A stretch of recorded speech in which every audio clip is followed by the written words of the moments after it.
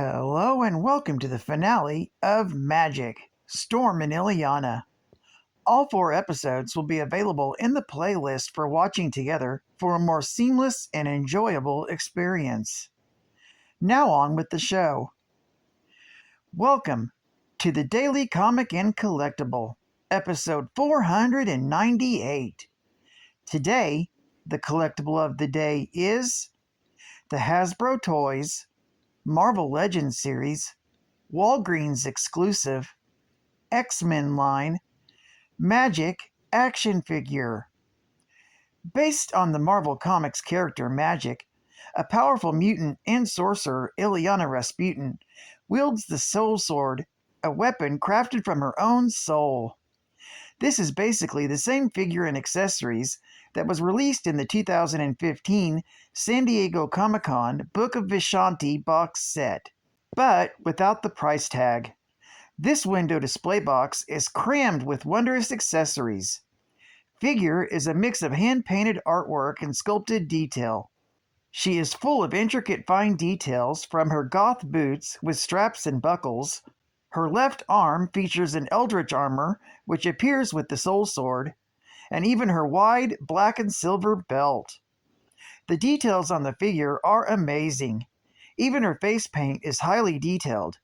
Accessories include an interchangeable right hand, 2 swords, one being the soul sword with energy sword effects, lightning magic effects, 2 flowing energy arm effects, a flaming head skull, and a highly detailed pet dragon that's molded off of Lockheed, but is red, glittered, and has black horns. Suits as probably a pet from Limbo. Magik is highly articulated for advanced posing, for combat, and spellcasting. This Walgreens exclusive figure was released in 2018 in a full window display box by Hasbro Toys. Now, the comic of the day is the final issue in the Vintage Classic miniseries on the origin and creation of one of my favorite mutant characters. Today is Magik, Storm and Illyana, Volume 1, Issue Number 4, with the cover date of March 1984. As mentioned, this is part 4 of 4 in the origin and creation of Magik, the mutant and sorceress, with story by Chris Claremont, art by Sal Buscema, and cover by Brett Blevins. This issue is titled Dark Child. In the last issue, we left on a cliffhanger, with Storm dying in Illyana's arms, Belasco demanding the 3rd Bloodstone, and he was threatening to give Storm's soul to the Elder Gods. Issue 4 opens with Belasco ordering Illyana to conjure the 3rd Bloodstone and use its power to sacrifice Aurora's soul to his Elder Gods. With her dark half yearning for it and fighting back with her own grief, Illyana instead makes the decision to stab Aurora, finishing her and allowing her soul to be free. In her death throes, Storm's mutant powers return one last time and wreak havoc in the skies above Belasco's citadel. She uses a stepping disc to escape and bury Aurora in her own garden, just as it begins to wither in its mistress's absence. Belasco proceeds to torment Illyana with illusions of her friends and family until she finally conjures the 3rd Bloodstone for him. To punish her, he seals her teleporting power and leaves her to fend for herself in the desolate wilderness. Aurora's first oak tree remains as the only living thing in the ruined garden, and Illyana uses it, mystically drawing substance in the years that follow. She makes several more attempts to create an acorn, like Aurora did, but it bursts with corruption every time, until finally the oak gives way and collapses.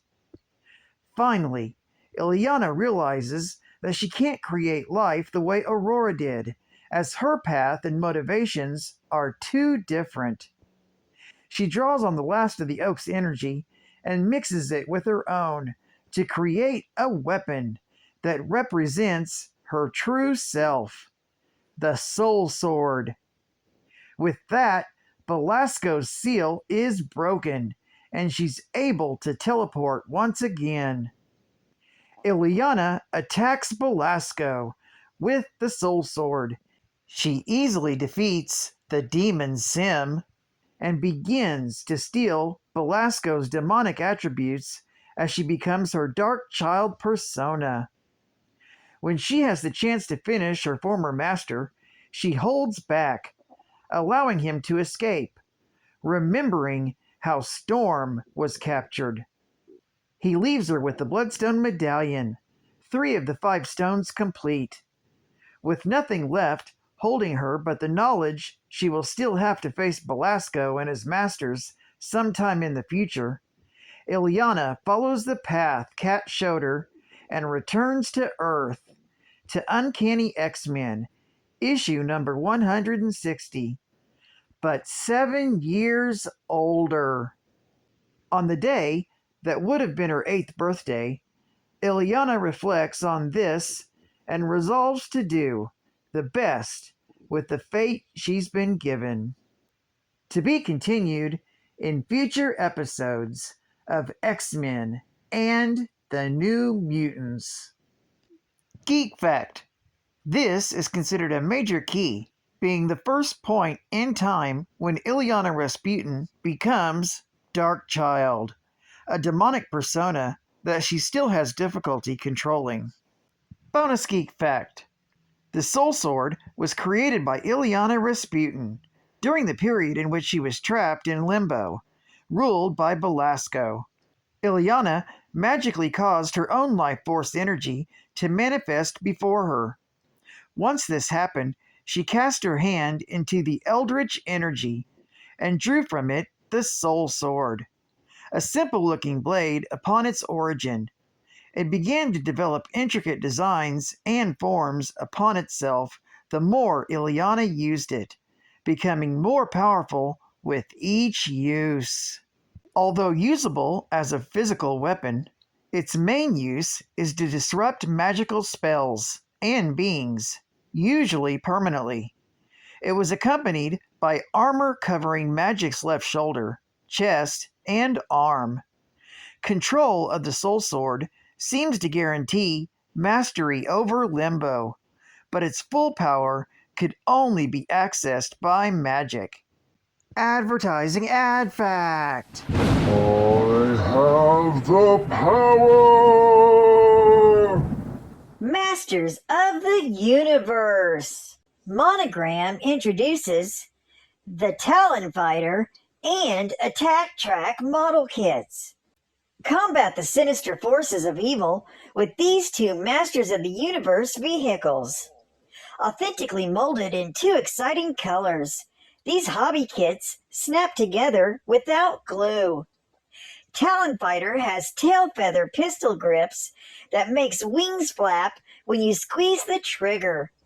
It's equipped with rotating gun turret, twin laser cannons, and claw-like landing gear.